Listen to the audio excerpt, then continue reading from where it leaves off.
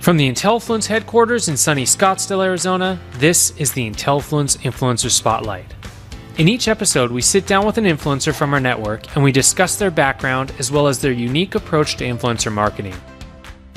Chris Burr Martin and his daughter became internet superstars back in 2016 when Chris began recreating daughter Cassie's selfies and sharing them on social media. In order to intimidate boys who were commenting on Cassie's pictures, Chris spent hours copying her selfies down to the outfit, tattoos, poses, piercings, and more. Known as the SELFIEDAD, Chris has a total reach of nearly 150,000 followers. Previously, Chris was in radio, producing commercials, hosting and co-hosting as well as nighttime DJing. In addition to running a social media brand, Chris performs stand-up comedy and has hosted events worldwide, including Japan, Germany, and Australia. So that initial selfie post, how long did that take to go viral? It's weird because I had a couple before then. So probably, I don't know, maybe 2 months before. I mean, I'd been posting them, and then the one was all of a sudden just like, within 3 days, it was just massive. That's awesome. As you make fun of your daughter. And at what point did you realize that influencer marketing was a viable revenue stream?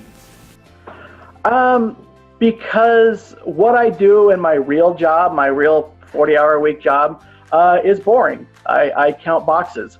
So to have something that I enjoy doing and then you get money for it, that's just way better. Totally. And along that line, can you tell us a little bit about your partnership with SmileDirectClub? It was kind of fun to see how this has progressed from that initial post a few years ago. Yeah. So I had when the SelfieDad thing really hit, my daughter was working at a fast food restaurant, and she saw a couple people come in, and they were like, oh, so she was feeling up really high and everything, like, oh, they recognize me. And then she overheard one of them say, did you see her teeth? And so they were talking about her teeth, and it crushed her. So she was like, I feel really bad. And they were, no, okay, I'm going viral and all this. So I need to do something about her teeth. Got her the Smile Direct thing, and that went through, and her teeth straightened. And then she took a photo one day, and she was smiling with all of her teeth. And I'd realized out of all those selfies and like the whole year, she'd never really given a full smile. And so I went to Direct Smile and I said, hey, I just wanted to thank you guys. You really helped her confidence. And it was just kind of, I tagged them and they noticed her and they were like, oh, that's her. And that's you from the videos and the pictures.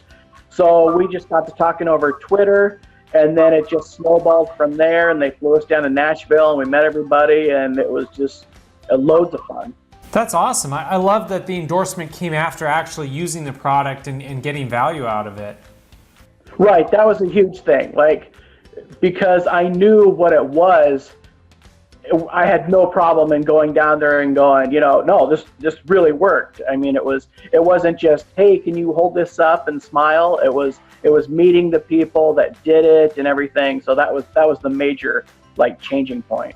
Yeah, and I know how it goes being self-conscious about the smile. Those 2 years in high school when I had braces, every single picture of me was... Oh, yeah. No, my brother growing up had red hair, freckles, and braces. So he had the... So, yeah.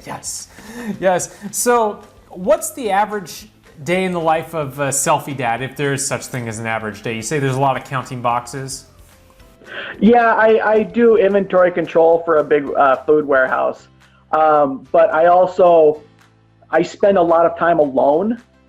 So I spend a lot of time in my head with thoughts and ideas. And so if I come up with a dumb commercial for, I did a commercial for a perfume called Warehouse, and I just did a dumb, kind of a parody of other perfume commercials and stuff like that just for fun. In my head, I get ideas. That's where I came up with some of the podcast ideas I do and just stuff like that. Some of the selfies, I'll get an idea, what can I do? What could I use? So that actually, I should be spending more time thinking about my job, but that's generally how the day goes. Well, and there's a little bit of the putting on and then taking off the tattoos, right? Because I read a quote from your daughter about how the funniest part for her is like when you put a tattoo on yourself and then you spend days trying to get it off. Oh yeah. I went to a Christmas Eve party and still had some tattoos on my arms. So. Did you do henna or the Sharpie or what? You know, I used to do the Sharpie, and now I do dry erase, and then it's just whatever I have around the house. Nice. Because sometimes it'll just hit me like that day that it'll be funny to me, so I'll do it. I love it. At least you come up with creative ways to do it, though. Right, and I have to, because there's so many that I'm cheap. So if I can just buy, like if I'm going through a Value Village or a retro store, I'm like, oh wait, I could use that. It's only $1, you know. $1 for a laugh, I'm in. So. Yes, love it. See, I actually got the real one, so. I get mad when she gets a new one. I'm like, come on, you're killing me. My dad has one, so I can play that card like, oh, Dad, you got a tattoo? I can have a tattoo. And so I could ask Andrew's favorite question. He loves to hear all the answers and all that fun stuff. So what is your weirdest request you've received from a brand? Well, actually, for Smile Direct, when we went down there, they were doing a photo shoot. And through that year, I had lost like 45 pounds. And so they had Cassie dress up in a short white shirt. And they wanted me to have like a short white cutoff shirt. And I kind of told him, I said, can we do it a little, it's not good looking. That's not a good look that I want to show off right now, because nothing had really tightened up yet. So I kind of had to say no to that one. Oh, I love it. I love it. And I read in a People magazine article that you've impacted people in a positive way, including a young girl with autism, a man who lost his daughter. They found comfort, in humor in your post. So what are your plans moving forward as the Selfie Dad? Do you have any goals or?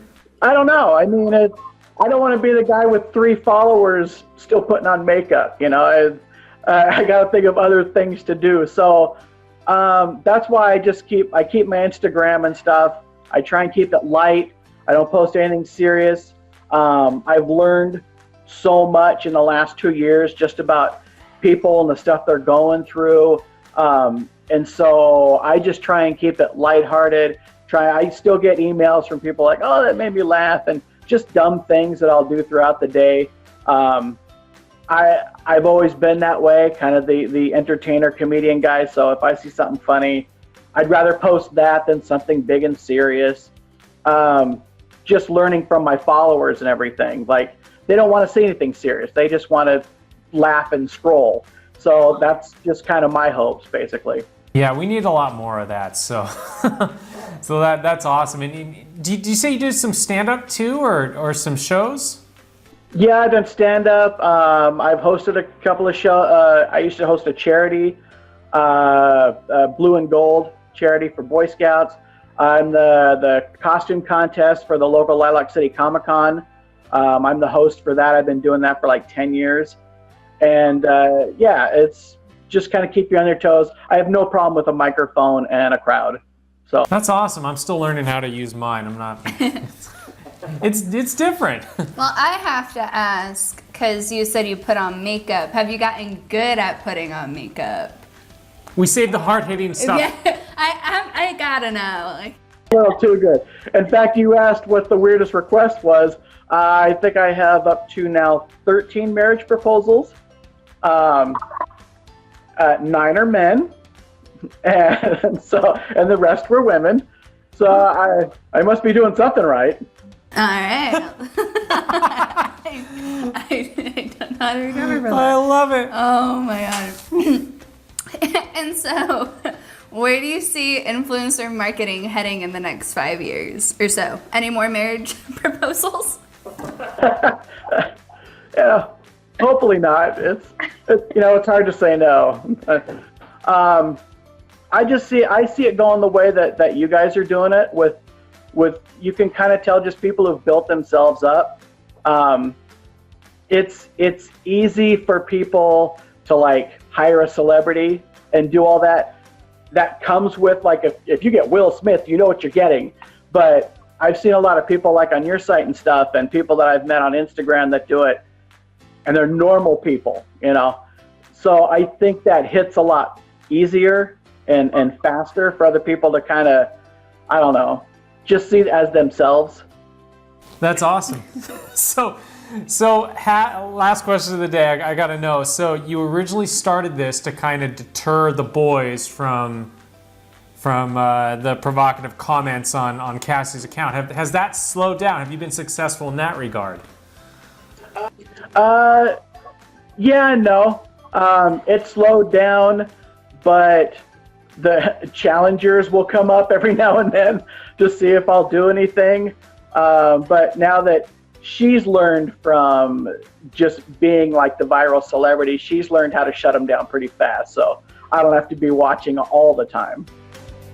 Want to join Intellifluence as an influencer for free? It's easy.